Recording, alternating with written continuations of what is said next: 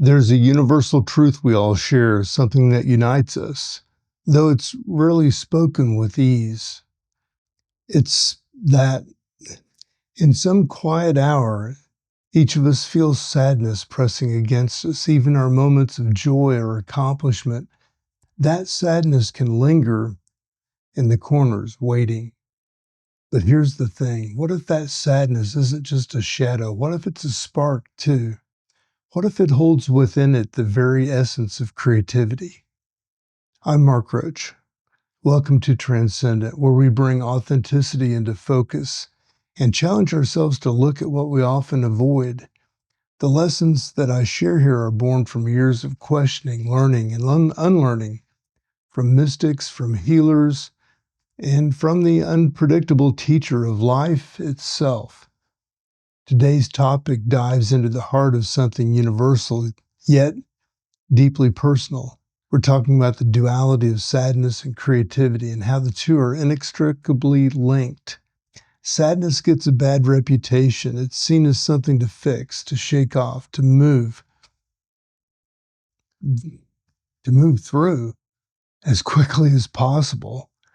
But Rave Cosmology VIII teaches us something entirely different. Within human design framework, sadness is not seen as a punishment or a setback, but as a change in inner frequency. It's a signal, a pulse that's moving through the body that carries creative potential. When harnessed, this energy can unlock unimaginable beauty. It's not just an emotion to endure, it's a doorway you can walk through. When we look at history's greatest poets, artists, and creators, a common thread emerges. Their sadness infused their work, raising it to a level that moves us, transcends us.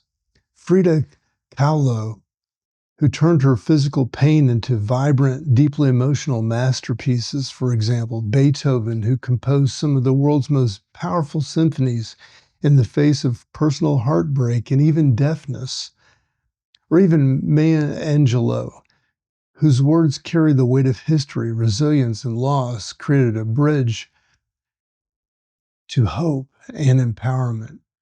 Their sadness wasn't their obstacle, it was their muse. Sadness, as explained in Rave Cosmology VIII, is chemically mutative. That means that every time you feel it move through you, it's altering something, it's shifting your frequency, preparing your mind, body, and spirit for change, and yet, too often we resist those shifts. We label them problems or burdens, flaws in our emotional framework. This resistance prevents transformation, but when we allow sadness to exist without judgment, something incredible happens.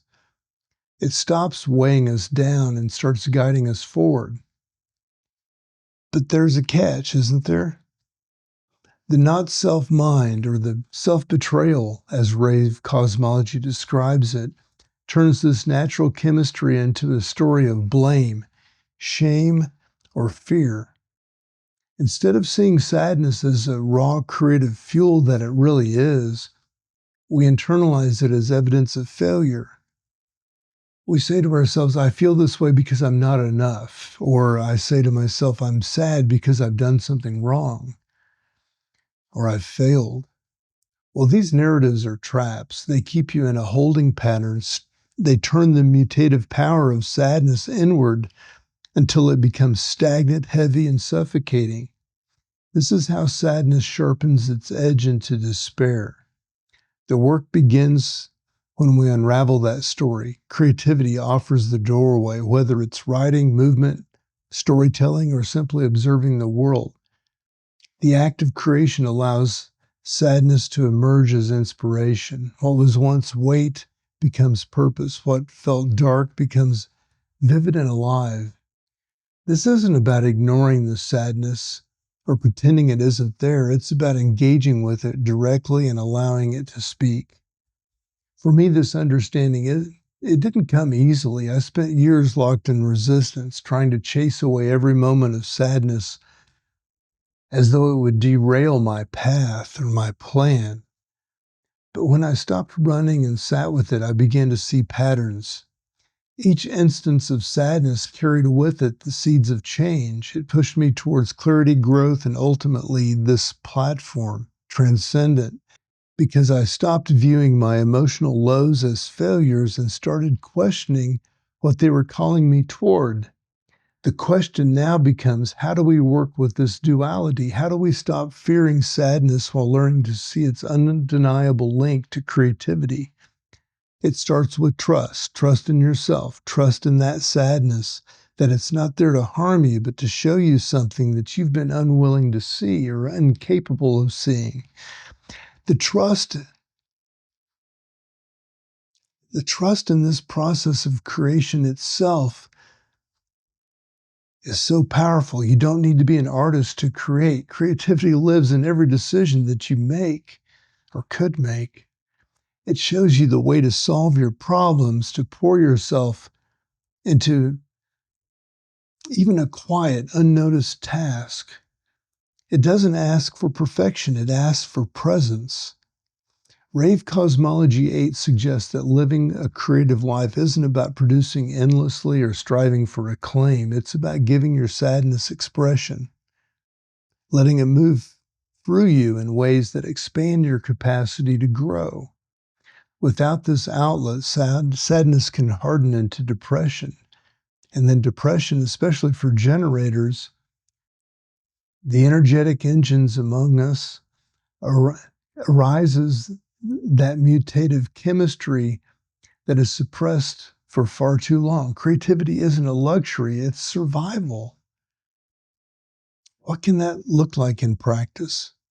Well, maybe it's journaling about the emotions that you don't know how to say out loud. Maybe it's picking up a paintbrush, even if you've never painted before. Maybe it's allowing yourself to cry, not out of defeat, but as an act of release so that something new can take its place.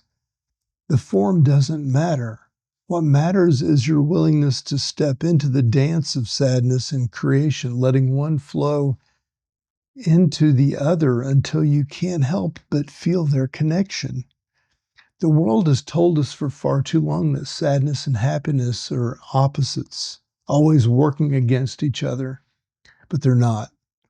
They're partners, and when you allow yourself to feel them both fully, something extraordinary happens. You stop fearing sadness altogether. You start honoring it.